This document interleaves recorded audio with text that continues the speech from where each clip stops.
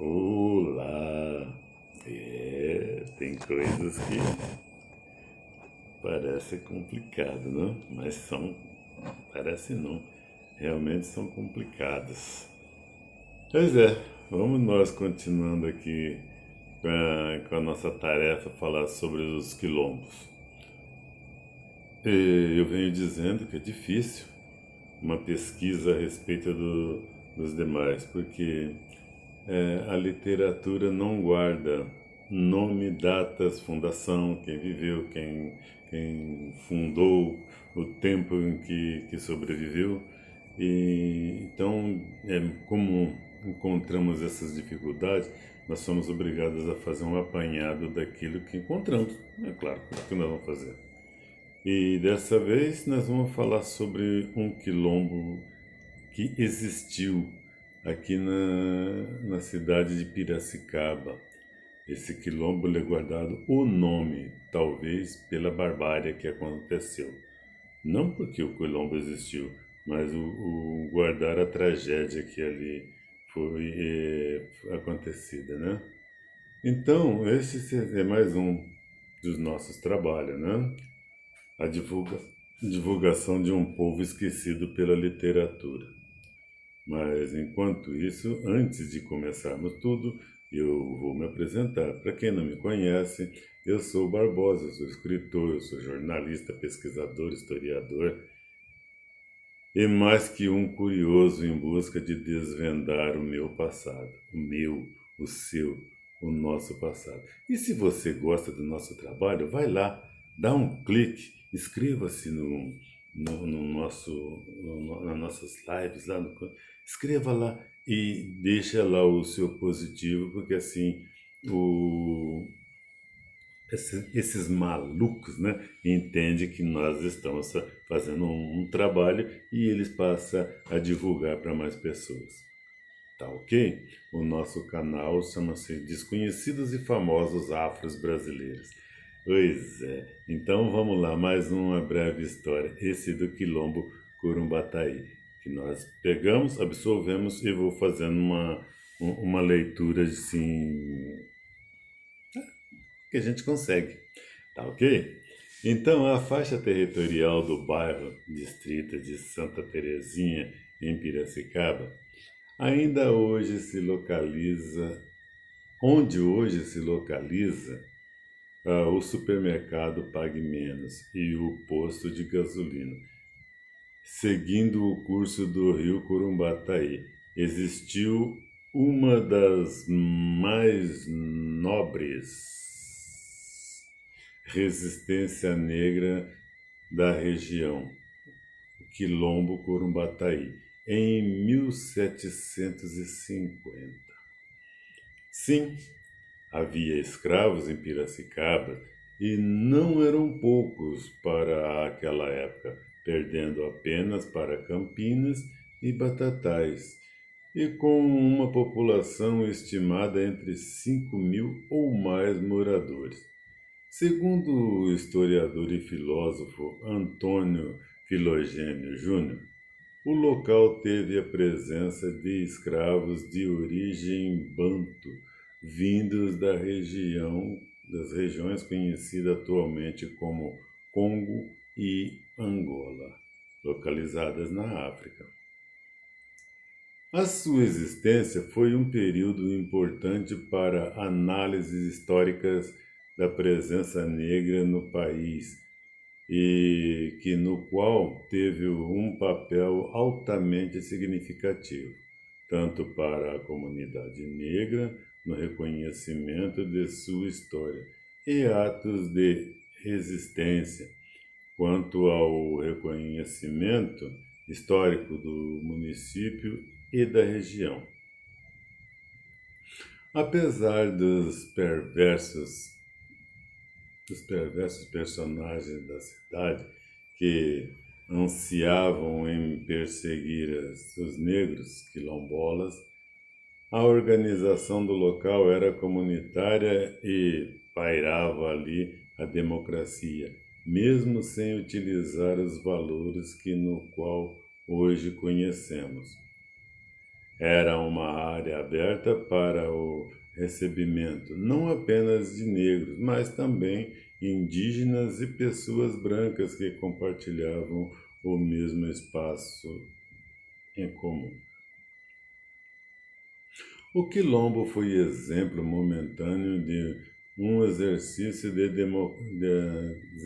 democrático de uma organização social que existiu no Brasil em poucas épocas, que praticamente não se discutia isso.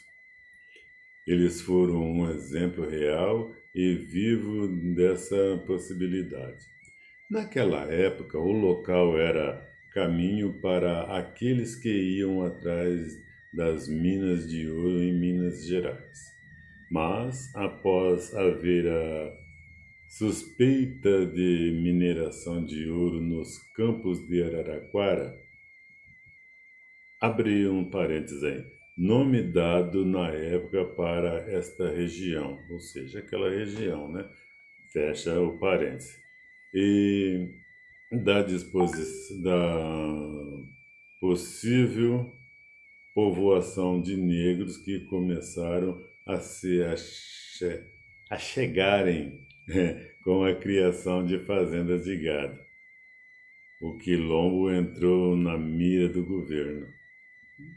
Em abril de 1804, com a suspeita de que os negros estivessem garimpando ouro, o quilombo urbano Corumbataí fora destruído e os negros assassinados pelo sargento Carlos Bartolomeu de Arruda Botelho, nome que mancharia de vermelho sangue uma das importantes avenidas de Piracicaba, se não fosse pelo fato de seu nome ser homônimo ao piracicabano Carlos Botelho. Porém, este de sobrenome Bartolomeu teve a ajuda da Força Militar da Capitania de São Paulo, a pedido do governador Antônio José de França e Horta.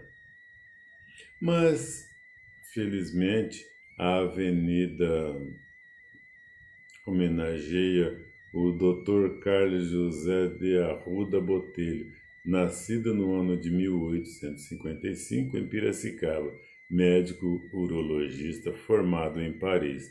Trabalhou na Santa Casa de Misericórdia, centro de referência hospitalar paulista, localizado até hoje no bairro de Santa Cecília. Tornou-se um dos mais brilhantes e reconhecidos cirurgiões de São Paulo. Ajudou a fundar a Policlínica de São Paulo, criou a Casa de Saúde Dr. Botelho, fecha aspas, primeiro hospital particular brasileiro no Brás, e foi sócio fundador da Academia de Medicina de São Paulo, da qual foi o presidente entre 1896 e 1917. Voltando à história do quilombo, hoje, naquele local, existe uma praça intitulada Parque Histórico Quilombo Corumbataí, fecha aspas. Foi o ex-vereador Pira, Walter Ferreira da Silva, 1951 a 2011, um defensor da causa negra da cidade que levou a ideia adiante, tendo como base histórica documentos do historiador Noed Monteiro e também do historiador e filósofo Antônio Filogênio, resultando assim no projeto de lei no qual determinou o local como Parque Histórico Quilombo Corumbataí. O parque se localiza em Piracicaba, no distrito de Santa Terezinha, na Avenida Nossa Senhora do Carmo. e Rua Adelmo Cavagione, um movimentado espaço de lazer sendo frequentado ativamente pelos moradores locais. E assim, a história de mais um quilombo de nossas vidas, né? A fonte, meus senhores, o site é vozdosbairrospiracicaba.com.br. E assim conseguimos trazer mais uma notável história de um quilombo, né? Está por aí, só o nome. Então, agora, você que nos aturou até agora, se você gostou de mais esse nosso trabalho, vai lá no vermelhinho lá, inscreva-se, tá aí embaixo, é de graça, não custa nada, mas nos ajuda muito, muito e muito. Deixa o seu like, tá? E, se possível, compartilhe nas suas regiões com os seus amigos e indique o nosso nome lá para eles.